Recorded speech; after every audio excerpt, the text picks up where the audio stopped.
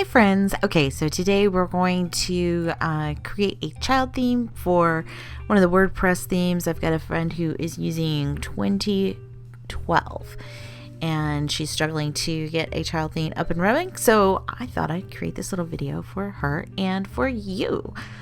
So on my development site, I have the active is 2012 right here. Some good reading for you is over on the codex of WordPress.org. If you do a search just for child themes, you'll come to this page and it explains why you should use a child theme, number one, and then gives you some great little code for your CSS file right here that you'll want to copy over into the child area. So let's get started. And I've done some of this in advance because because I did. So the first thing you want to do is you can either come here to your FTP service. I use Coda. There's FileZilla. There's like a ton of FTP services. And I am in my hosting area. You can go through there through cPanel and just navigate to where your WordPress area is on your URL. And you're going to go to, this is the public _HTML. Everybody has this. Most people do have this. And then find the WP-content folder. So open that up. And like I said, this could be in the file manager on cPanel. It could be in using your FTP server. I'm using Coda. And double click on themes. And you can see like I've got quite a few themes loaded on the back end of the system testing stuff out. So 2012 is the one I've got active. And then I just created a folder by just going File, New Folder, and naming it 2012-child. And there was nothing in there. The next thing I did is I opened up my text editor and I created File, New. Mine says CSS. It could just be a TXT file and you just save it as style.css. That doesn't matter. I did copy this nice code here from the WordPress.org codex on child themes. And then I changed the name to 2012 child instead of 2014.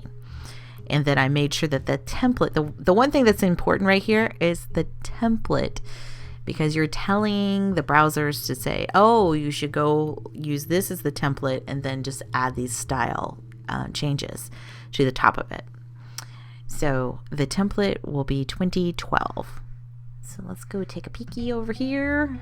I do have one that I created in advance, 2012 child. You can put your information here. The template, that's the important one, 2012. So it's saying, hey, go look at this folder and grab it. Now for this particular one, I did do the @import URL. Some people are of the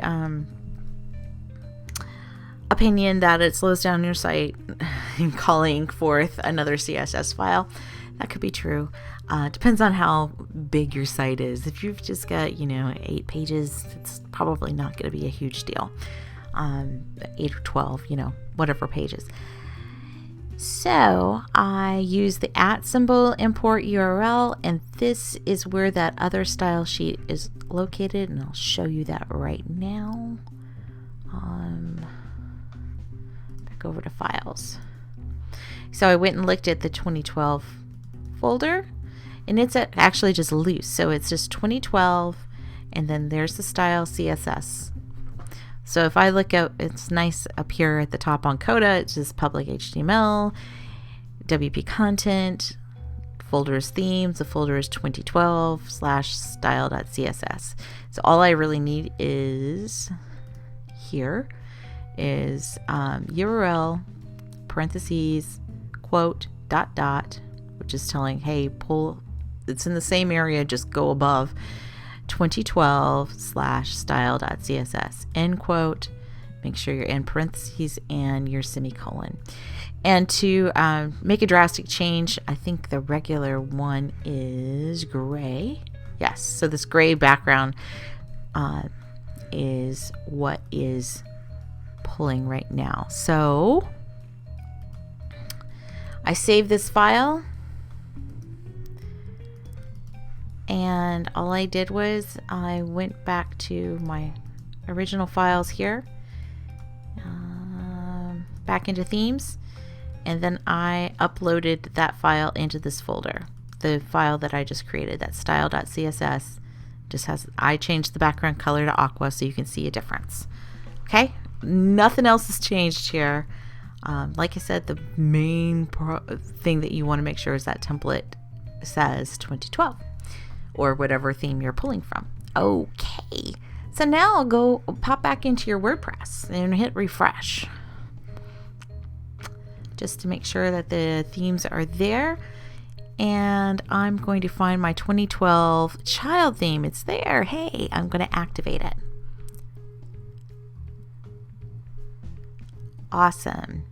Now here's where you can take you can go back over here to the front. See how it's gray? That was the old one. I'm going to refresh and it's going to turn aqua. Yes, I love it when that happens. So you could take a little screenshot here, resize it. I think the codex tells you what size that little the little screenshot is and what the name is. Maybe not. Well, that's kind of silly. Okay, so I did a search and that it's not here. Oh, here it is. Here, you can do a screenshot and you call it screenshot PNG and you size it to 300 by 225 pixels. And then you just load it into your child theme folder, and that will give you, if you're that, you know, if you're kind of anal about it, it'll give you a preview over here. Okay, that's how they get these cool little icons. They just take a screenshot of what it is after they've kind of developed something. Builder has this overlay that says Builder, and then they just upload it into the child theme folder. Very easy, very cool. And that is it, my friend. I hope that was helpful. If you want to do something cool like import a different Google font, let's do that real quick. All right, so I'm going to do fonts. Let's go find a Google font.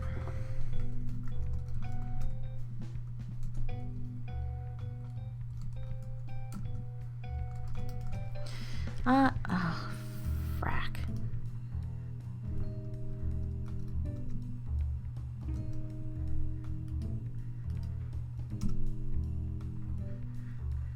It helps if you type the right thing in. So google.com/fonts. Let's make it all something crazy. Let's go crazy.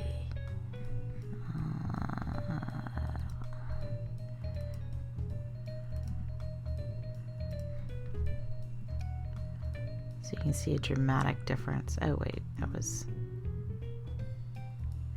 Okay, let's do shadows into light. Okay, so I'm going to change the text on my cool development site to shadows into light. So what is this text right now?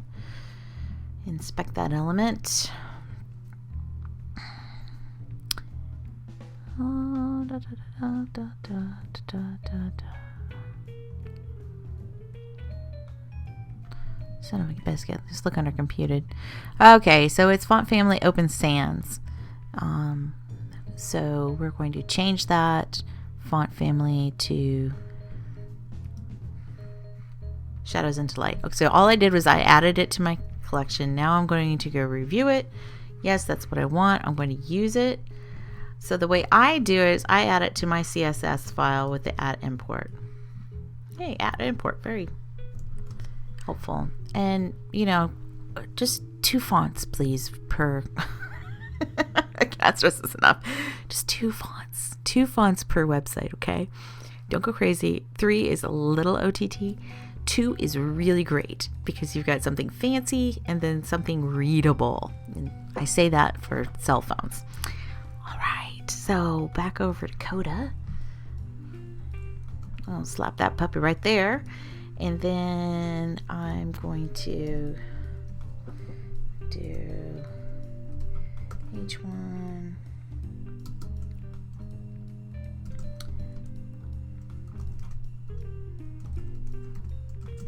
Oh, it tells you what to do. Okay, come back over here.